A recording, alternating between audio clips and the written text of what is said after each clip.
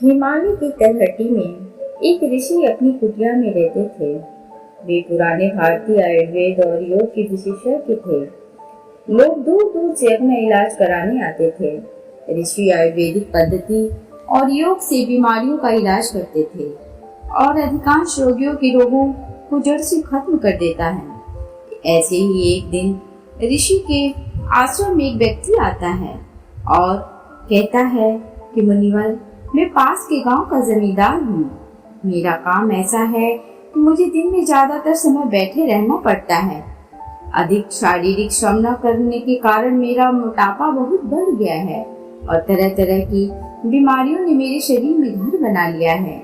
मेरे पास घर पर खाने के लिए बहुत स्वादिष्ट खाना होता है, लेकिन मैं उसे खा नहीं पाता। अब मेरा मोटापा इतना बढ़ गया है कि मुझे उठने बैठने और चलने फिरने में भी परेशानी होती है। इसलिए क्या आप मुझे कोई ऐसा तरीका बता सकते हैं जिससे बिना मेहनत किए मैं भी अपने शरीर को स्वस्थ रख सकूं और इन सभी बीमारियों से छुटकारा पा सकूं? ऋषि ने कहा कि ऐसा भी एक तरीका है। इसके लिए आपको सबसे पहले अपने शरीर में जमा गंदगी को बाहर निकालना होगा और जैसे जैसे आपके शरीर से गंदगी बाहर निकलेगी और आपका शरीर अंदर से साफ हो जाएगा तो आपका वजन अपने आप कम होने लगेगा, त्वचा साफ हो जाएगी और आप खुद को पहले से ज्यादा ऊर्जावान महसूस करेंगे। सबसे पहले आप यह समझ लीजिए कि जब हम कुछ खाते हैं, जब वह हमारे शरीर के अंदर जाता है तो उसका क्या होता है। सबसे पहले भोजन हमारे पेट में जाता है, जहाँ वह टूट जाता है। फिर हमारी छोटी आंत में जाता है, जहाँ से हमारा शरीर भोजन के आवश्यक तत्वों को अवशोषित करता है। फिर बड़ी आंत के माध्यम से यह शरीर से मल के रूप में बाहर निकल जाता है। लेकिन क्या हर प्रकार के भोजन को चक्र पूरा करने में समान समय लग सकता है? किसी भी फल को लगभग 3 घंटे लगते हैं। हमारे पेट में 1 घंटा, छोटी आंत में 1 घंटा और बड़ी आंत में 1 घंटा। सब्जियों को उसी अनुपात में 6 घंटे लगते हैं और गढ़ वाले अनाज जैसे गेहूं, चावल और दालों से बने उत्पाद को लगभग 18 घंटे लगते हैं इस चक्र को पूरा करने में। यानी कि जिस भोजन में पानी जितना कम होगा, उस भोजन को शरीर से निकलने में उतना ही अधिक समय लगेगा। जमींदार ने कहा, मुनिवर, जैसा कि आपने कहा था कि शरीर से अनाज को पूरी तरह से खत्म करने में 18 घंटे लगते हैं, लेकिन मैं अनाज को 3 से 4 बार खाता हूँ। एक दिन ऋषि ने कहा, यह वो जगह है जहाँ आप गलती कर रहे हैं। पिछला भोजन पच नहीं पाता है और आप अधिक डाल देते हैं। परिणाम स्वरूप पिछला भोजन पूरी तरह से अपशिष्ट के रूप में बाहर नहीं निकलता है। यह अंदर सड़ता रहता है और फंगस और कीड़े पैदा करता है। साधु ने जमींदार की ओर देखा और कहा कि तुमने लोगों के पेट में कीड़े होने के बारे में सुना होगा कि वे कीड़े कहाँ से आते हैं। वे कीड़े इस आधी पचे और सड़े हुए भोजन से पैदा होते हैं जो हमारी आंतों में चिपक जाते हैं। यह जरूरी नहीं है कि आपने कल जो खाना खाया वो आपकी आंतों में गंदगी के रूप में फंसा हो सकता है कि 1 साल पहले खाए गए भोजन का कुछ हिस्सा अभी भी आपकी आंतों में गंदगी के रूप में फंसा हो। ऐसा कुछ भी जो हमें सीधे प्रकृति से नहीं मिल सकता, इसे पचाना और बाहर निकालना शरीर के लिए बहुत मुश्किल होता है और फिर ऐसा भोजन हमारी आंतों में चिपक जाता है और एक मोटी परत बना लेता है। देखिए, हम जो भी खाते हैं वो हमारी आंतों की दीवारों के माध्यम से पचता और अवशोषित होता है और फिर हमारे रक्त में भेज दिया जाता है। लेकिन अगर गंदगी हमारी आंतों की दीवार में जमा हो जाती है तो भोजन के रस के साथ वो गंदगी भी अवशोषित हो जाती है और हमारे रक्त में मिल जाती है और फिर रक्त के माध्यम से हमारे शरीर के सभी हिस्सों में पहुंच जाती है और उनके काम में बाधा डालते हैं और अलग अलग बीमारियों का नाम दे देते हैं। इस बाधा को अगर यह गंदगी हमारी त्वचा की परतों के बीच जमा हो जाए तो हम कहते हैं कि यह मुहासे या त्वचा रोग है। अगर यह गंदगी गांठ बन गई है, हमारी किडनी या पेट के किसी हिस्से में जमा हो गई है तो इसे हम कैलकुलस मोटापा कहते हैं। ठीक उसी तरह अगर आपको वजन कम करना है तो इस गंदगी को शरीर से बाहर निकालना होगा। हमारी आंतों में बहुत मोटी परत होती है तो उसे हम कब्ज कहते हैं और कब्ज ही सभी रोगों की जड़ है। इसी प्रकार जब यह गंदगी हमारी श्वास नली में जमा हो जाती है हम इसे अस्थमा कहते हैं। तो असल में कहने का मतलब यह है कि यह गंदगी ही हमारे शरीर की सभी बीमारियों की जड़ है और अगर हम इस गंदगी को शरीर से बाहर निकाल दें तो हम अपनी सभी बीमारियों से छुटकारा पा सकते हैं, क्योंकि जो शरीर अंदर से साफ है उसे कोई बीमारी नहीं हो सकती है। ऋषि ने अपने शरीर की ओर इशारा करते हुए कहा कि हमारा यह शरीर एक आदर्श डिजाइन और प्रकृति का अनमोल उपहार है। कुछ समय बाद हम अपने शरीर को माँ प्रकृति को लौटा देंगे। इसलिए हम सभी की जिम्मेदारी है कि जब तक हमारे पास यह शरीर है हम इसे स्वच्छ और स्वस्थ रखें और इसे वैसे ही वापस दें जैसे माँ प्रकृति ने हमें दिया है। ऋषि ने आगे कहा कि इंसानों ने प्राकृतिक भोजन किया है, पदार्थ लाखों वर्षों तक सीधे रहते हैं, इसलिए मानव पाचन तंत्र भी उसी के अनुसार विकसित हुआ।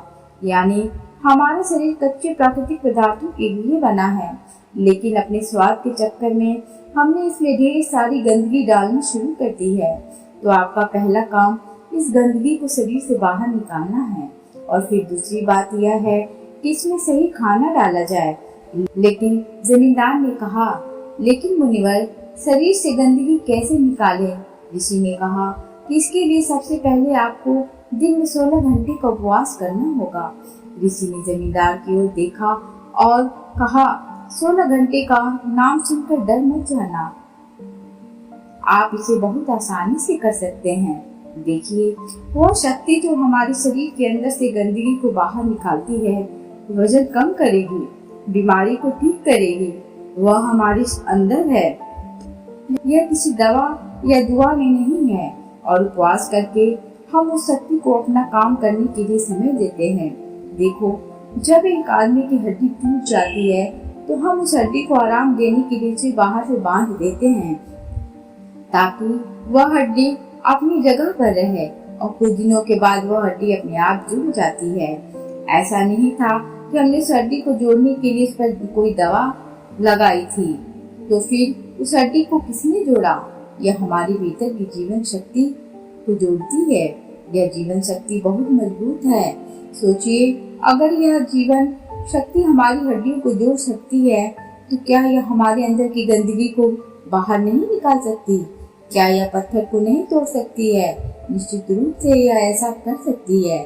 जब जीवन शक्ति ने अपना काम शुरू कर दिया है तो यह किसी भी बीमारी को ठीक कर सकता है, चाहे बीमारी कहीं भी हो और कितनी भी पुरानी हो। सबसे पहले आप यह समझ लें कि जीवन शक्ति कैसे काम करती है। जीवन शक्ति एक समय में एक ही काम अच्छे तरीके से कर सकती है, या तो भोजन पचाने का काम, या फिर आंतरिक मरम्मत का काम, या शरीर का उपचार। लेकिन दुर्भाग्य से ज्यादातर लोग हर समय खाते रहते हैं और जीवन शक्ति को अपना दूसरा काम करने के लिए समय नहीं देते, क्योंकि जैसे ही भोजन हमारे अंदर जाता है जीवन शक्ति उस भोजन को पचाना शुरू कर देती है। हमने सुबह नाश्ता किया, जीवन शक्ति इसे ठीक से पचा नहीं पाती और हमने दोपहर का खाना खा लिया, वह भी पचता नहीं, और हमने शाम को फिर खा लिया, वह भी नहीं पचता, और हमने रात का खाना खा लिया।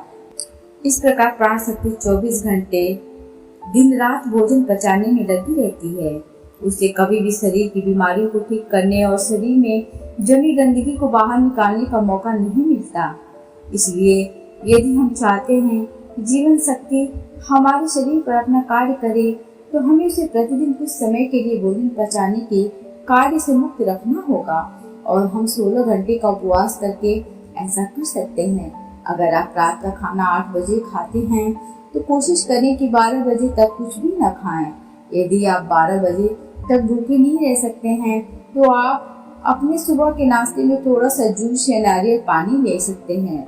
यदि आपका काम ऐसा है कि आपको 12 बजे से पहले खाना खाना है तो आप जल्दी से डिनर कर सकते हैं, जैसे कि शाम को 6 बजे, फिर आप अपना खाना सुबह 10 बजे के बाद खा सकते हैं। आपने सुना होगा कि हमारे पूर्वज सूरज डूबने से पहले अपना डिनर कर लेते थे। वैसे वे ऐसा इसलिए करते थे ताकि भोजन पचाने के बाद जीवन शक्ति को शरीर को स्वस्थ करने के लिए कुछ समय मिल सके।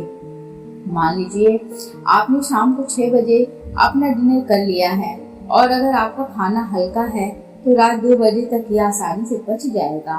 उसके बाद 2 बजे से सुबह 10 बजे तक यानी कि 8 घंटे का समय फिर मिलेगा जीवन शक्ति के लिए। यदि आप 30 दिनों तक इस नियम का पालन करते हैं तो यह समय 240 घंटे का हो जाएगा और 1 वर्ष में यह समय बढ़कर 2880 घंटे हो जाएगा। यानी 1 वर्ष में हमारी जीवन शक्ति को शरीर को ठीक करने के लिए आंतरिक रूप से मरम्मत करने के लिए 2880 घंटे मिलेंगे। प्राण शक्ति हमारी आंतों में जमा गंदगी को बाहर निकालेगी, पथरी को तोड़ेगी और खून को साफ करेगी और सांस की नली में जमा गंदगी को बाहर निकालेगी। इस समय में प्राण शक्ति किसी भी गंदगी को, किसी भी बीमारी को दूर कर सकती है, शरीर से बाहर निकल सकता है। लेकिन आजकल लोग सोचते हैं कि अगर वो उपवास करेंगे तो कमजोर हो जाएंगे, लेकिन ऐसा नहीं है। हजारों साल पहले हमारे पूर्वजों के पास भोजन की निरंतरता नहीं थी। कई बार उन्हें कई दिनों तक भूखा रहना पड़ता था।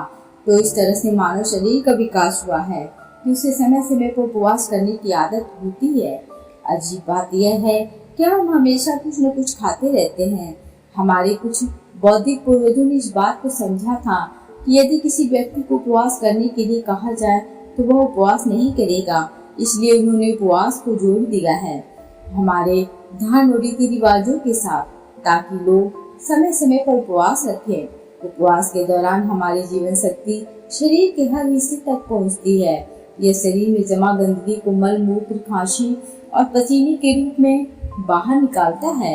ऋषि ने कहा कि एक बात का हमेशा ध्यान रखना कि रात का खाना हमेशा हल्का होना चाहिए। और अगर आप अभी 16 घंटे का उपवास नहीं कर सकते हैं तो आप 14 घंटे से शुरू करें और इसे धीरे धीरे 16 घंटे तक ले जाएं।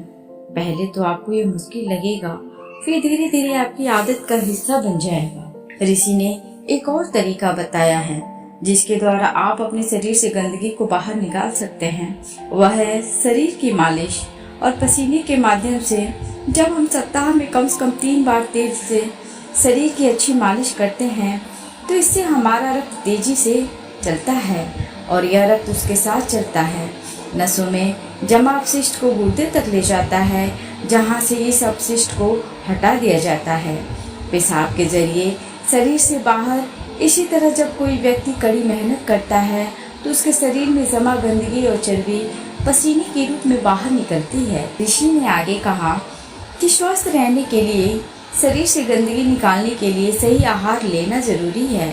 अब मैं आपको भोजन के 3 नियमों के बारे में बताने जा रहा हूँ। पहला नियम, अपने आहार में 40 से 50% सजीव भोजन शामिल करें, चाहे वो फल हो, हरी सब्जियां हो, सूखे मेवे हो या अंकुरित अनाज हो। कुल मिलाकर इसे पकाया नहीं जाना चाहिए। ज़्यादातर लोग मृत भोजन खाते हैं और फिर स्वस्थ रहने की उम्मीद करते हैं। मृत भोजन खाने का मतलब है कि हम किसी मृत चीज से जीवन निकाल रहे हैं, इसलिए इसमें कुछ लगेगा। हमारे शरीर से ऊर्जा निकलती है तो यह हमें ऊर्जा देती है। भोजन को पचाने के लिए आवश्यक सभी पाचक रस न केवल शरीर में पाए जाते हैं बल्कि उस भोजन में भी पाए जाते हैं। लेकिन जब हम उस भोजन को पकाते हैं तो उसमें से बहुत से पाचक रस नष्ट हो जाते हैं और जब हम बिना पाचक रसों के खाना खाते हैं तो हमारे शरीर को उन सभी पाचक रसों को दोबारा बनाना पड़ता है जो नष्ट हो गए हैं। लेकिन किसी व्यक्ति का पाचन तंत्र कितना भी अच्छा क्यों न हो, वह उन सभी पाचक रसों को दोबारा नहीं बना सकता जो नष्ट हो गए हैं। इन्हें कुछ हद तक बनाएं। दूसरा नियम, शुद्ध शाकाहारी भोजन खाएं, यानी जो भोजन पेड़ों से मिलता है, जानवरों से नहीं। मांस, मछली, अंडा न खाएं। प्रकृति ने हमारे शरीर को जानवरों को खाने के लिए नहीं बनाया है। तीसरा नियम है, बासी भोजन या लंबे समय तक रखा हुआ भोजन नहीं करना चाहिए। 17वें अध्याय के 10वें श्लोक में भगवान श्री कृष्ण कहते हैं, जो भोजन पकाया जाता है उसे पकाने के 3 घंटे के भीतर ही खा लेना चाहिए, क्योंकि 3 घंटे के बाद वह भोजन तामसिक हो जाता है और उसमें से जीवन समाप्त होने लगता है। इसीलिए भारतीय यौगिक संस्कृति में पका हुआ भोजन किया जाता है। 3 घंटे से ज़्यादा रखा तो खाया नहीं। हमारे पूर्वजों ने भी इसी नियम का पालन किया था, इसीलिए खाना सीधा चूल्हे से उनकी थाली में आ जाता था। लेकिन आजकल ज़्यादातर लोग सुबह का खाना शाम को खाते हैं और रात का बचा हुआ खाना सुबह खाते हैं और कई बीमारियों को निमंत्रण देते हैं। ऋषि ने जमींदार के चेहरे की ओर देखा और कहा कि यदि तुम नियमों का पालन करोगे तो तुम्हारी बीमारी भी ठीक हो जाएगी और तुम भी ठीक हो जाओगे, स्वस्थ रहें और कभी बीमार न पड़े। तो दोस्तों, उम्मीद करती हूँ आपको इस कहानी से एक अच्छी सीख मिली होगी। यह कहानी आपको कैसी लगी हमें कमेंट बॉक्स में कमेंट करके ज़रूर बताएं और साथ ही इस कहानी को अपने दोस्तों के साथ शेयर करें ताकि उन्हें भी इस कहानी से कुछ सीखने को मिल सके। और कहानी अच्छी लगी है तो प्लीज़ इसे लाइक, शेयर एंड सब्सक्राइब करना ना भूलें। Thanks for watching.